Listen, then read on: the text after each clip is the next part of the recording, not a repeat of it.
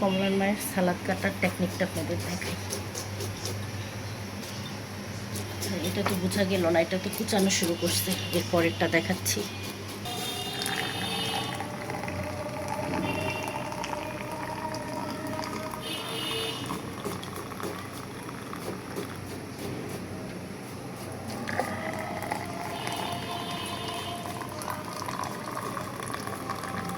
তেহারি সুস্বাদু করার এটা কিন্তু একটা বড় টিপস।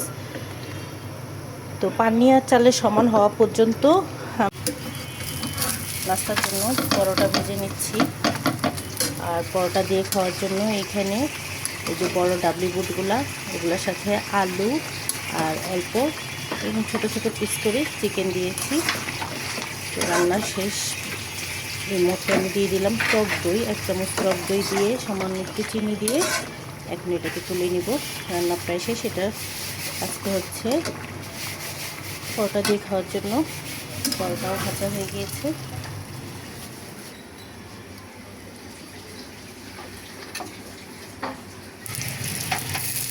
পরোটা দিয়ে দিলাম। আর এখানে এরা তো কিছু বাজার নিয়ে আসছে, হালকা পাতলা কাঁচা বাজার করা হয়েছে।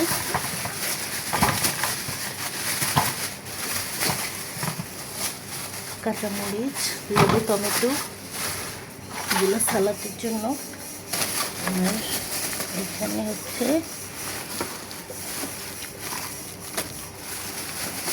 ডিম,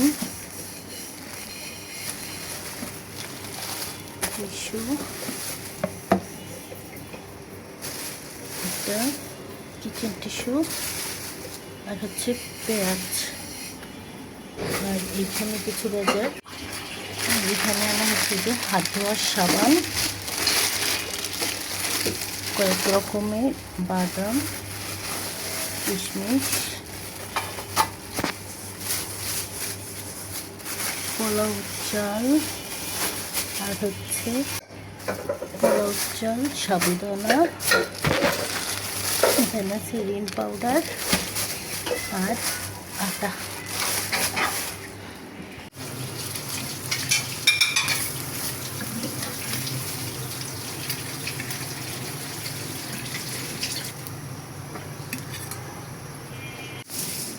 আগে সবগুলো নাও, একদম পলিথিন ধরে নিয়ে নাও।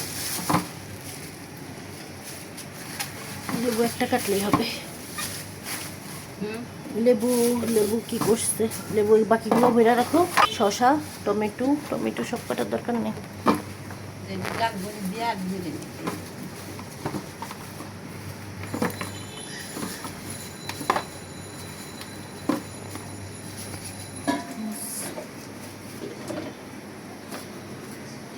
যেগুলো কাটো, তারপরে যদি লাগে আবার নিও। ওই ছোট আলুটা নিয়ে নাও। এটা কিসের? আপাতত এগুলো কাটো আর এগুলো ভিতরে রেখে দাও। কারণ এই যে শসা কাটতেছে সালাদের জন্য, আর আজকে পেঁয়াজ কাটবে বেশি করে, কারণ আমার বেরেস্তা লাগবে। তো এগুলো কাটার পরে বোঝা যাবে আর কি কতটুকু লাগবে। যেহেতু আমি পরোটা খাবো না, আমার জন্য রুটি ভেজে নিতেছি। এখানে মশলা চাওয়ার জন্য মশলা দিয়ে দিয়েছি। আদা, তারপরে তেজপাতা, দারচিনি, এলাচ, লং। কালারটা আরেকটু গাঢ় হোক, তারপর নামিয়ে নেব। এখানে রুটি দিয়ে দিলাম। আরেকটা রুটি ভাজবো, 2টা রুটি আমার জন্য। কমলার মায়ের সালাদ কাটার টেকনিকটা আপনাদের দেখাই। এটা তো বোঝা গেল না, এটা তো কুচানো শুরু করছে। এর পরেরটা দেখাচ্ছি।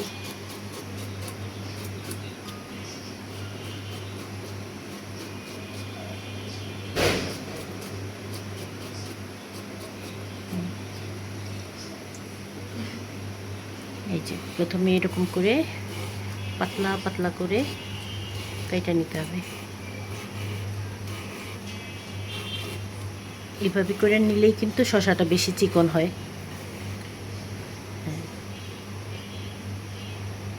আগেরটা কিন্তু সুন্দর হয়েছে, যে ভিডিও ধরছি এখন আর সুন্দর হইতেছে না।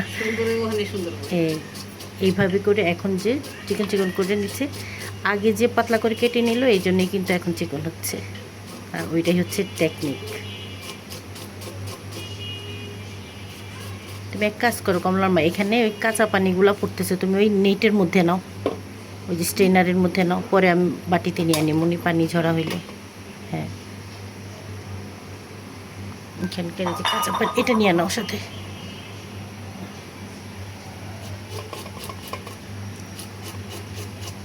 গাজরও এইভাবে কাটে, যার কারণে গাজরও অনেক চিকন হয়।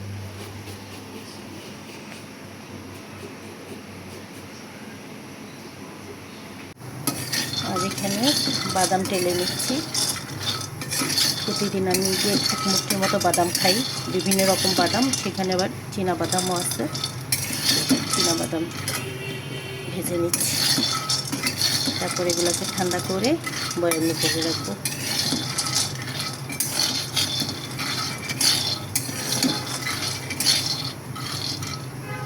মশলার পানিটা হয়ে গিয়েছে, এখন আমি এটাকে নামিয়ে নিব।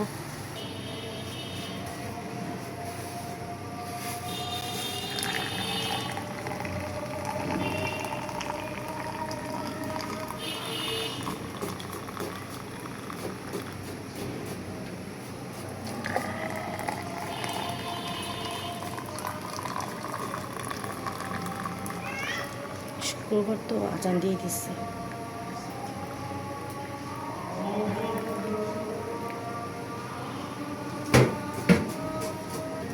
এখানে আমি মাংস ভিজিয়ে রাখছি, ওইটা আস্তে ছেড়ে দিই। কোরবানির গরুর মাংস ভিজিয়েছি, মশলা পানিতে দিয়ে দিচ্ছি টিপ্যাক।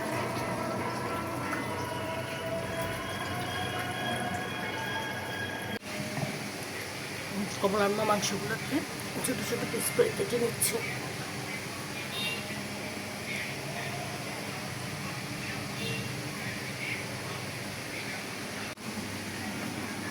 শুক্রবার যেহেতু স্পেশাল কিছু তো রান্না করতেই হয়, আর যেহেতু কোরবানির মাংস আছে ফ্রিজে, তো এই জন্যই আর কি কমলার মাকে দিয়ে মাংসগুলো সাইজ করাচ্ছি। নাস্তা টাস্তা সেরে চলে আসলাম রান্নাঘরে। কমলার মা চলে যাওয়ার টাইম হয়েছে, সালাদ করে দিচ্ছে। পেঁয়াজ কাটছে, আজকে বেরেস্তা করতে হবে, তাই পেঁয়াজ একটু বেশি কাটা হয়েছে। আর মাংসগুলো ধুবো, ভিজানো আছে, মাংসগুলোও ধুতে হবে। এখানে পোলাও চাল নিয়ে নিছি, এগুলা ধুয়ে আধা ঘন্টার জন্য ভিজিয়ে রাখবো। তো আমি কাজ শুরু করছি আর কি। সব কিছুর আগে এটাকে ঢেকে ফ্রিজে রেখে দিই। ব্যাগ নাও, তাড়াহুড়ায় যাও। কমলার মাছ তরকারি নিল। সকালে ডাল ভুনা করেছি, ডাল ভুনা, গতকালকের মাছ। সব কিছুর আগে আমি মাংসগুলো ধুয়ে পানি ঝরাতে রাখবো। তো মাংসগুলো ধুয়ে একদম সাদা করে ফেলেছি। এখানে 2.5 কেজি মাংস আছে। 2.5 কেজি মাংস তো আর আজকে আমি রান্না করব না। আমি এখান থেকে 1 কেজি পরিমাণে মাংস উঠিয়ে নেব, মানে আজকে রান্নার জন্য। আর বাকিগুলো আবার ফ্রিজে রেখে দিব, আরেকদিন রান্না করা যাবে আর কি। তো মাংসগুলো আমি খুব ভালোভাবে ধুয়ে সাদা করে ফেলেছি, দেখতেই পাচ্ছেন। লাস্টবারের মতো একবার ধুয়ে এখন আমি এটাকে পানি ঝরাতে রাখবো।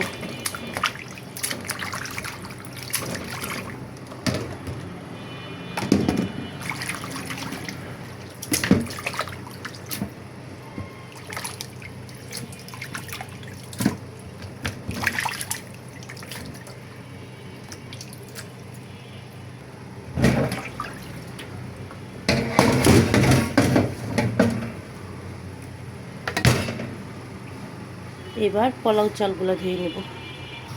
এখানে তেল গরম করে নিচ্ছি বেরেস্তা করার জন্য। তেলটা ভালোভাবেই গরম হয়েছে, এখন আমি পেঁয়াজ দিয়ে দিচ্ছি।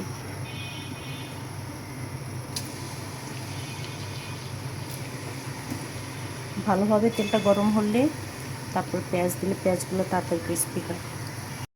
চালগুলো ধোয়া শেষ, এখন আমি এগুলোকে এইভাবে স্ট্রেনারে রেখে এই পাত্রে ভিজিয়ে রাখবো।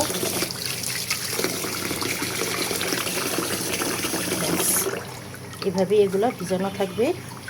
আর মাংসগুলোকে ভাগ করে নেব, 2 ভাগ করে নেব আগে, তারপরে মশলা মাখাবো। আর ফাঁকে ফাঁকে বেরেস্তাগুলোকেও মাঝখানে এনে দিচ্ছি। চারপাশেগুলো হয়ে যাচ্ছে বেরেস্তা, মাঝখানে পেঁয়াজগুলাই কাঁচা।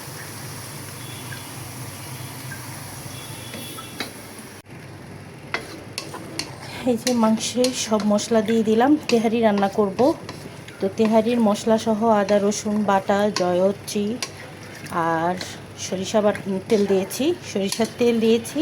বেরেস্তা করার পর যে সয়াবিন তেল ছিল ওইটুকুও দিয়ে দিলাম। সব দিয়ে মাংসটাকে ভালো করে মশলার সাথে মিলিয়ে নিলাম। 20-25 মিনিট ম্যারিনেট করে মাংসটাকে এভাবে রেখে দিব। তারপর রান্না শুরু করব। কাঁচামরিচও দিয়ে দিয়েছি, টক দই সবই দেওয়া হয়েছে। এখন এটাকে এভাবেই রেখে দিব। না, এটা ঢাকনা, আচ্ছা এটা ঢাকনা নিচ্ছি। এভাবে থাকুক। এখানে যে বেরেস্তা করে নিয়েছি, বেরেস্তাগুলো আমার রান্নার মাঝামাঝি পর্যায়ে গিয়ে লাগবে। পোলাও চালগুলোকে তো ভিজিয়েই রেখেছি। আর মশলার কাজ শেষ। এখন আমি এলোমেলো জায়গাগুলা গুছিয়ে রাখবো।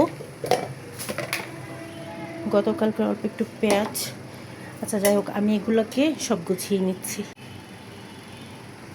হাই হিটে রান্না করে নিচ্ছি 5 মিনিটের মতো। তাহলে এই যে গরম মশলাগুলো দিয়েছি, যে দারচিনি, এলাচ, তেজপাতা, এগুলো থেকে সুন্দর একটা ফ্লেভার বের হবে। তারপর আমি চুলার আঁচটা কম করে ঢেকে রান্না করব।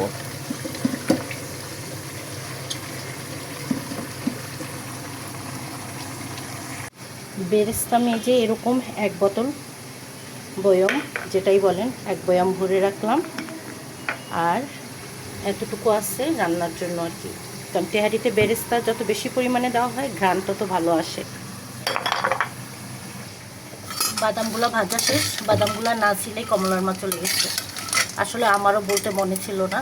তো এখন আমি বাদামগুলো ছিলবো বলতে মানে খোসা ছাড়াবো আর কি। তারপরে খোসা ছাড়িয়ে বাদামগুলো ভালোভাবে পরিষ্কার করে বয়ামে ভরে রাখবো।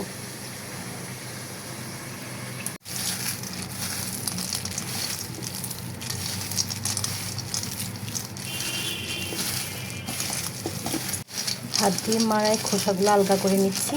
তারপরে ফু দিলেই উড়ে যাবে।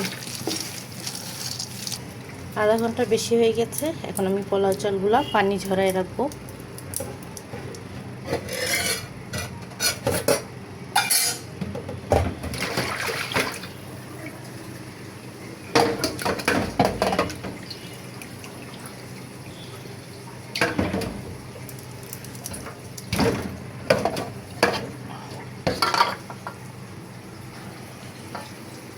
আমি বাদামগুলা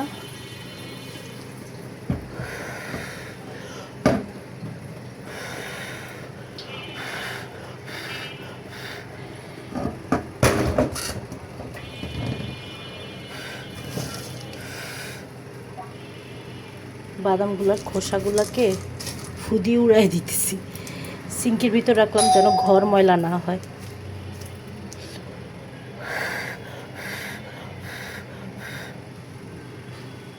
আমি চাল দিয়ে দিলাম।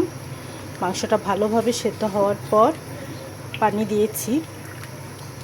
পানি দিয়ে তারপরে আমার যে স্পেশাল বিরিয়ানির মশলা করা ছিল ওখান থেকে 1 চামচ পরিমাণ দিয়েছি ওই বলকানো পানির মধ্যে। কাঁচামরিচ দিলাম, গোলাপ জল দিলাম। আর এবার পোলাও চাল দিয়ে অনবরত এভাবে নাড়তে থাকবো। তেহারি সুস্বাদু করার এটা কিন্তু একটা বড় টিপস। তো পানি আর চালের সমান হওয়া পর্যন্ত আমি এভাবে অনবরত নাড়তে থাকবো। তারপর দমে দেব।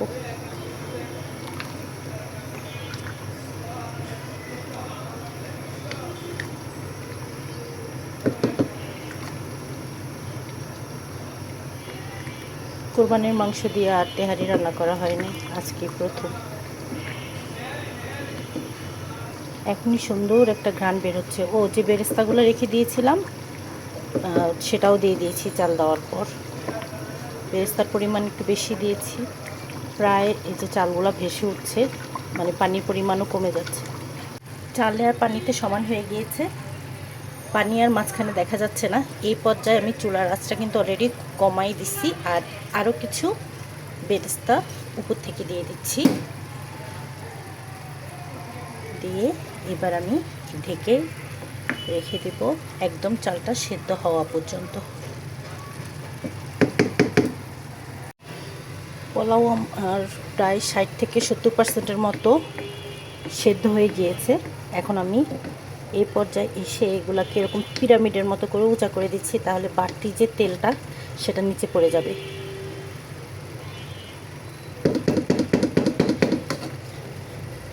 আমি আজকে তেহারিতে ঘি দিব না, আমি রান্না করব, কিন্তু ঘি দিলে এ পর্যায়ে দিতে হবে আর কি, তাহলে ঘিয়ের ঘ্রাণটা আর কি সুন্দর থাকে। এক মনে হচ্ছে দিব না, আমার মনে হচ্ছে একটু দিই, কী করবো আসলে বুঝতে পারছি না। যাই হোক, এই যে দেখেন অলরেডি নিচে থেকে তেলটা কিন্তু ছাড়তে শুরু করেছে। না, ঘি দিব না, ঘি দিলে হবে কি সরিষার তেলের ফ্লেভারটা নষ্ট হয়ে যাবে। আর বেরেস্তা ভাজা যে তেলটা দিয়েছি ওইটার যে কি সুন্দর একটা স্মেল আসতেছে, সুন্দর একটা ঘ্রাণ আসতেছে বলার বাইরে। বিরিয়ানি তেহারি রান্নার সময় যখন আমি এইভাবে করি, মানে চালগুলোকে এইভাবে উঁচা করে দিই, তখন আমার ছোটোবেলার একটা কথা মনে হয়। যখন আমরা যে রাস্তা দিয়ে গেলে আশেপাশে যে বিরিয়ানির দোকানগুলো থাকে, সারাক্ষণই দেখি কি একটা ছেলে বা একটা লোক বসা থাকে আর ওরা চালগুলোকে যে এরকম করতে থাকে। তখন আমি বুঝতে পারতাম না, তখন বুঝতাম না যে এইরকম করতে থাকে কেন শুধু চালগুলাকে। আসলে যে তেলটাকে ছেড়ে দেওয়ার জন্যে আসলে এরকম করতে থাকে, আর উপর থেকে প্যাকেটে ভরে নিচে তেলওয়ালা ভাতগুলো পড়ে থাকে আর কি। তো আমি এটাকে আবার ঢেকে দিলাম। আর দাঁড়ান, টিস্যুটা ইচ্ছে করে দিয়েছি, টিস্যুটা একটু সুন্দর করে দিচ্ছি। এখন একবারে 100% হলে তারপরে তুলে নেব। সবাই যেহেতু নামাজ থেকে চলে আসছে, আমার একেবারে তাড়াহুড়া বেজে গেল। তো সব শেষে আমি সালাডটা করে নিচ্ছি। এদিকে বাদামগুলো ছিলতে অনেক টাইম লেগে গেল। সালাডটা করে টেবিলে ভাত দিয়ে দিচ্ছি।